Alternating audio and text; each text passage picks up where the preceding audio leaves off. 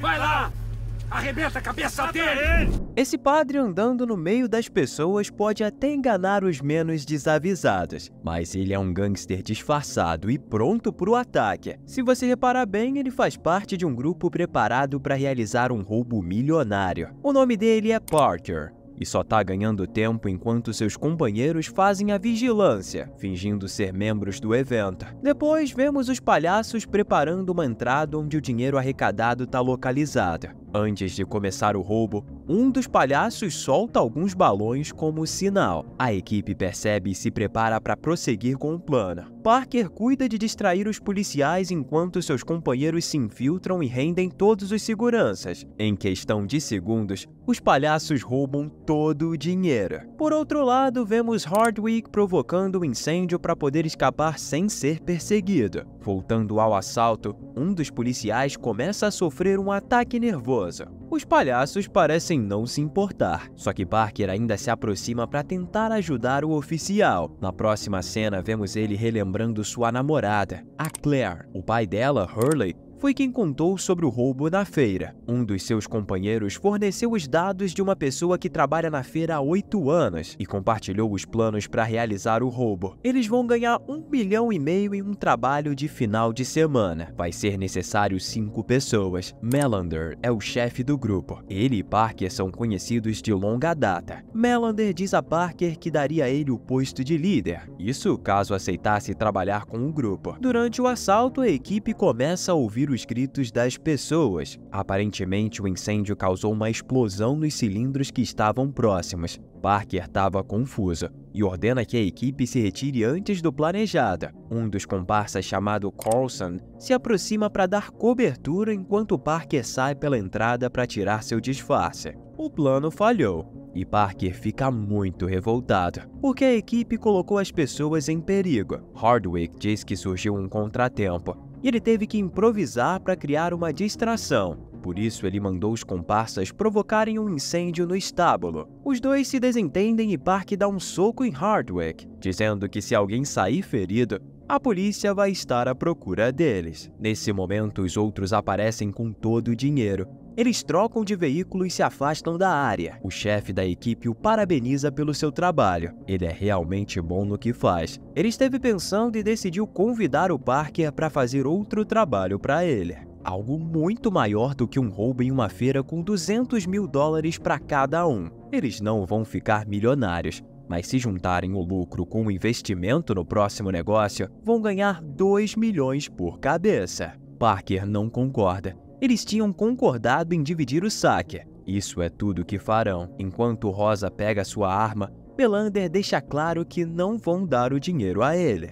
Mas o cerco se fecha. A equipe tenta executar o Parker, que se defende e acaba ferindo o motorista. O chefe atira nele, que pula do veículo em movimento tentando se salvar. Hardwick então sai do carro e faz insultos a Parker, antes de cravar uma bala nele e jogar em um riacho. A gangue sai pensando que ele estava sem vida, mas cometeram um erro fatal. Um casal de fazendeiros que estava passando pela estrada decide ajudar o homem, levando ele ao hospital. Parker acorda na maca e vê as notícias sobre o roubo na feira. Os ladrões levaram 1 milhão de dólares em dinheiro e causaram um tiroteio ao fugir da área. Um morador foi carbonizado pelo fogo e 6 pessoas ficaram feridas. Ao se aproximar da janela, ele vê vários agentes se dirigindo ao centro médico. Então ele tenta escapar. Parker derruba um dos enfermeiros, pega as vestimentas dele e consegue passar despercebido. Ele rouba uma das ambulâncias e se afasta da área usando seu conhecimento de enfermagem para cuidar de si mesmo. Algumas horas depois,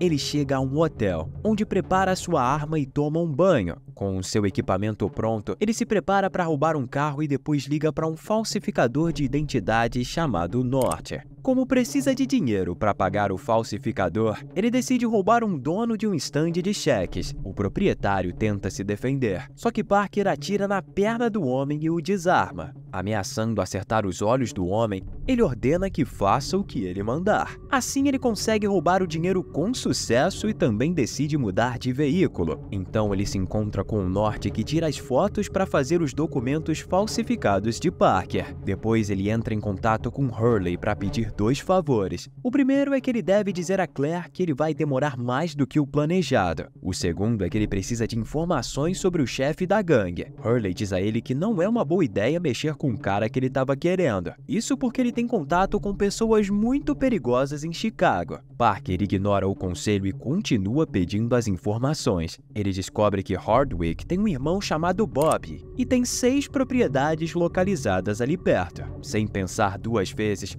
Parker vai à localização recebida. Antes de chegar ao seu objetivo, ele nocauteia um dos guardas na entrada. Ao perguntar sobre seu irmão Bob, ele ordena que seu guarda o ataque, mas Parker consegue neutralizar todos sem sequer quebrar uma unha. Depois ele neutraliza Bob e diz que só deve responder às suas perguntas que forem feitas. Bob continua falando besteira e dizendo que Parker não sabe com quem está se metendo. Então Parker coloca uma banqueta no pescoço de Bob e diz que se ele não der a informação que precisa saber, vai pressionar o banco até partir seu pescoço. Depois de fornecer a informação que ele precisa, um de seus companheiros aparece atirando e força Parker a fugir. Ele decide ligar para sua namorada, mas não recebe resposta. Então deixa uma mensagem pedindo que ela viaje porque pode haver alguns problemas. Ela deve sair o mais rápido possível. Enquanto isso, vemos a gangue se preparando para o seu próximo assalto, quando Hardwick recebe uma ligação de seu irmão contando que Parker ainda está vivo. A informação cai como uma bomba no meio deles. Melander coloca Hardwick contra a parede enquanto aponta o cano para ele. Um dos integrantes, chamado Ross,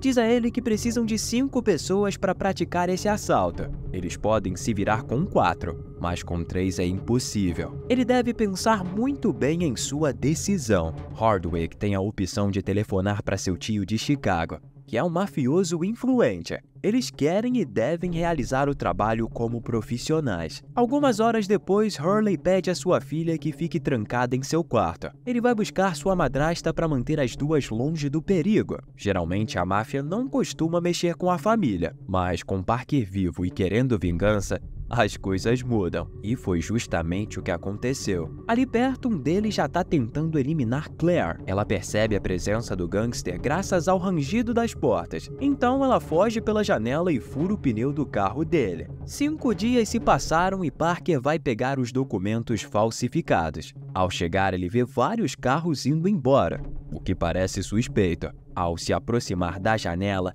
ele vê uma discussão com 3 homens no chão. Acontece que os sujeitos apareceram para procurar ele mesmo. São os capangas do mafioso Dazinger. Parker coloca uma de suas armas em seu cinto e abre a porta com um chute. Ele é surpreendido por trás por um dos capangas que manda ele entregar a arma. Norte diz a ele que não sabe quem são os suspeitos que apareceram, só sabe que eles acabaram de colocar ele em apuros. Parker rapidamente atira no cara com a arma ainda presa na cintura. Um dos caras tenta pegar outro revólver sobre a mesa, só que Norte consegue impedir. Norte entrega os documentos a Parker e pede para eliminar os sujeitos. Mais tarde, Parker se encontra com Hurley, que conta que recebeu uma ligação do chefe. Ele enviou sua parte do dinheiro da feira, mais um extra pelo que aconteceu. Eles não querem mais problemas para o novo assalto que tem planejado. Agora o que ele deve fazer é se afastar com Claire. Parker diz a eles que as coisas não funcionam assim. A máfia de Chicago não paga para que os outros não se intrometam. Ele sabe muito bem que esse é o dinheiro dele. Hurley diz a ele que Dazinger enviou um assassino para eliminar a Claire. Tudo o que ele quer é ajudar. Parker diz a ele que não quer seu dinheiro. Ele quer a sua parte. O que ele faz é uma questão de princípio. Quando ele faz um acordo com alguém, as duas partes devem honrar os termos. Se não forem cumpridos e ele permitir, o caos pode tomar conta. Em seguida, ele comenta sobre a cidade onde a gangue planeja realizar o assalto. Eles não devem alugar uma casa, e sim comprar uma. Nesse momento, conhecemos Leslie, uma corretora de imóveis que está preocupada com a falta de clientes. Ela está ainda mais preocupada depois que sua colega vendeu a terceira casa de veraneio para um homem milionário. Leslie então arruma um jeito de roubar o cliente de sua colega. O cliente em questão é Parker, utilizando seus documentos falsos. Enquanto ela mostra a área, ela faz algumas perguntas para conhecê-lo melhor. Depois, ela o leva a uma cabana onde Claire está. Eles têm um momento de intimidade, e em seguida, Claire comenta sobre o assassino, ao que ele diz que ela pode ir embora quando quiser. Ficar do lado dele é perigoso,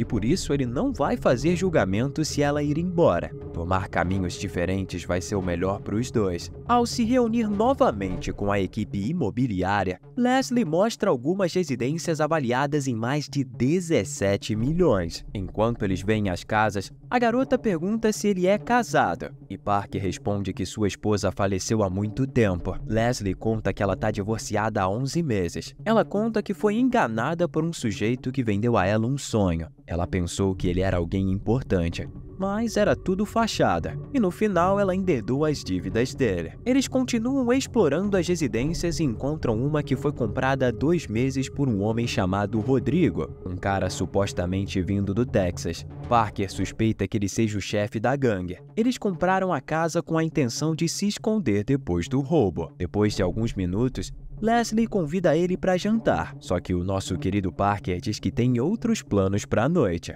Com algumas dúvidas sobre seu cliente, a corretora de imóveis decide investigá-lo. Ela pesquisa seus negócios e não encontra nenhuma informação. Verifica se suas cartas foram usadas, mas não encontra nenhuma atividade. Nesse momento, ela recebe um e-mail informando que seu carro foi apreendido devido a atrasos nos pagamentos. Naquela noite, Parker volta para a casa do falso Rodrigo, onde encontra a turma falando em ir comprar pizza para o jantar. Quando eles saem, nosso protagonista entra escondido pela garagem, encontrando algumas plantas.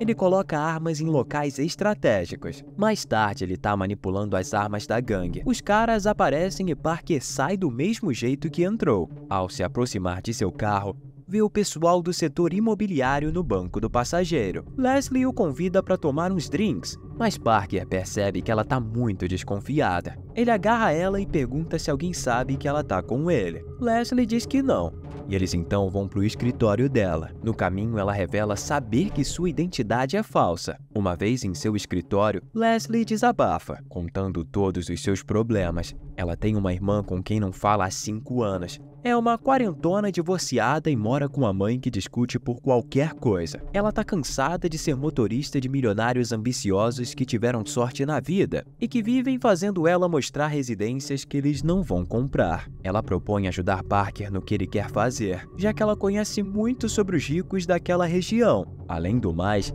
ninguém se importa com uma simples corretora imobiliária. Parker pede que ela tire toda a roupa. Ela tá se sentindo atraída por ele e tira sem pensar 2 vezes. Só que ele só estava verificando se ela não estava com algum microfone escondido. Vendo que ele tá falando sério, ele vai embora e promete pensar na sua proposta. Na manhã seguinte, o nosso protagonista tá observando o chefe da gangue. Enquanto isso, Leslie estava conversando com o xerife da cidade, que sempre tenta dar uma cantada nela. Nesse momento, ela recebe uma ligação de Parker, que confirma que vai trabalhar com ela. Eles se encontram em um apartamento onde Leslie tenta ganhar um beijo dele. Em seguida, eles começam a falar sobre o trabalho. Ela pergunta se o homem que se chama Rodrigo tirou algo dele, se ele está associado a outros 3 homens e se eles compraram uma das residências com dinheiro roubado para usar de esconderijo quando fizerem o próximo assalto. Leslie também pergunta se Parker pretende eliminar todos, só que ele responde que só vai fazer justiça. Ele sabe que eles planejam roubar joias. Nenhuma das lojas que ele investigou tem tanto estoque. O saque vai ser entre 50 a 75 milhões de dólares. Leslie fala para ele que serão as joias da senhora Glendon, uma ex-primeira-dama da alta sociedade.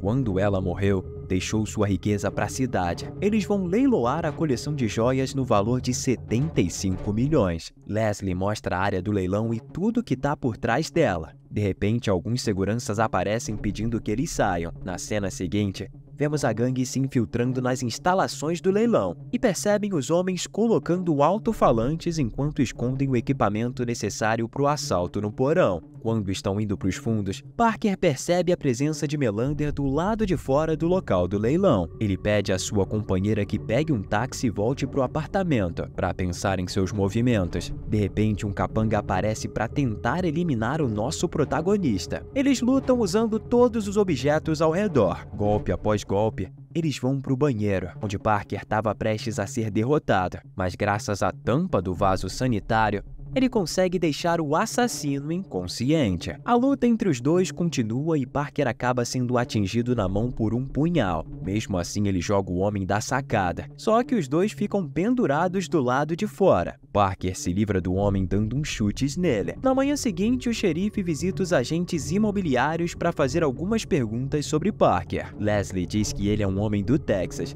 Mostrou algumas das residências, mas foi uma perda de tempo. Enquanto tenta limpar discretamente, o cachorro aparece deixando as pegadas vermelhas. Ela consegue limpar tudo sem o policial perceber, mas ao fechar uma das portas, ele vê Parker gravemente ferido. O agente diz que o nosso protagonista teve um confronto em seu quarto com um homem que foi jogado da sacada. Eles ainda não conseguiram identificar a vítima devido à cena. No quarto, Parker ficou gravemente ferido e fugiu do hotel utilizando um carro roubado do estacionamento. Ninguém o viu desde então. Quando o xerife se retira, Leslie corre para ajudar Parker, que diz para ela não se preocupar. Ele dá um número de telefone e pede que faça uma ligação. Depois, ele precisa ir para o escritório dela para não levantar suspeitas. Ela segue suas instruções e por acaso é Claire quem atende a ligação para cuidar dos ferimentos de Parker. Nas cenas seguintes, vemos a gangue se preparando para o último golpe. À noite, os milionários iniciam o tão aguardado leilão. Enquanto o leiloeiro apresenta as joias,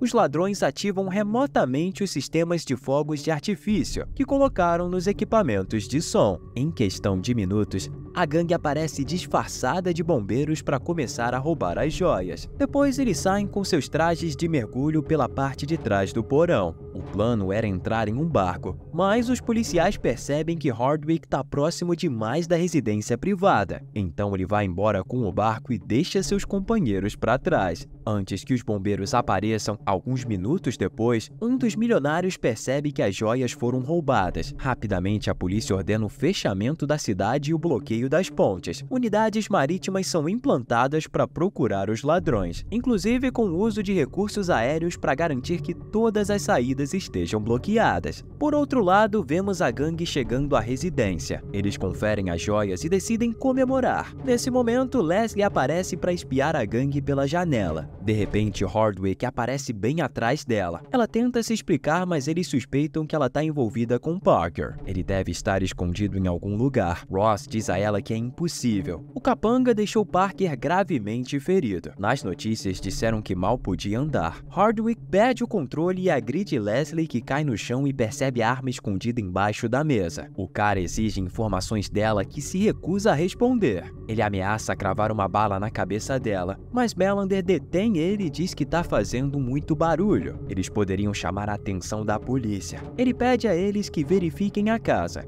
e eles se dispersam para procurar. Parker aproveita para eliminar um deles. Melander decide procurar por conta própria. Ele encontra nosso protagonista de costas e se prepara para atirar, mas como as armas foram manipuladas por Parker antes, a pistola trava. Quando ele tenta disparar enquanto brigam, Leslie aproveita para atirar em Coulson, com a arma embaixo da mesa. Hardwick pega Leslie como refém e ameaça eliminá-la caso Parker tentasse alguma coisa, e ele chega a atirar nela, mas a arma está manipulada. Então Parker resgata Leslie e culpa Hardwick pelo que aconteceu na feira. Ao sair com as joias, Parker diz a Leslie para escondê-las em seu escritório e esquecer delas. Em 3 meses ele vai enviar alguém para buscá-las. Levará um tempo para vender, e quando fizer, ele vai enviar uma parte pelo correio. Ele avisa que Leslie não deve colocar o dinheiro no banco nem gastar em grandes quantidades. Leslie pergunta sobre a quantia de sua parte, e Parker diz a ela que vai ficar com só 400, 200 pelo roubo da feira, e os outros 200 mil ele vai dar para Claire. 6 meses depois, Parker faz uma visita inesperada ao chefe da máfia, o Dazinger. Ele diz que vai pagar o dobro pelas joias, só que Parker responde rapidamente que não se trata de dinheiro. 12 meses depois, Leslie recebe sua parte, como Parker tinha prometido. Na última cena, a gente vê o casal de fazendeiros mencionando que receberam um presente, uma casa nova e muito dinheiro para pagar as dívidas. O homem que encontraram na estrada não era um homem, mas sim um anjo enviado para testar a bondade deles. Esse foi o recap do filme de 2013 chamado Parker. Espero que tenha gostado. Curtam e se inscrevam no canal para mais conteúdos como esse. Aproveita e deixe a sua nota aqui nos comentários. A minha é 9 de 10. Tô deixando esses outros vídeos aqui na sugestão. Eu tenho certeza que você vai gostar. Obrigado por assistir, um grande abraço e até o próximo recap.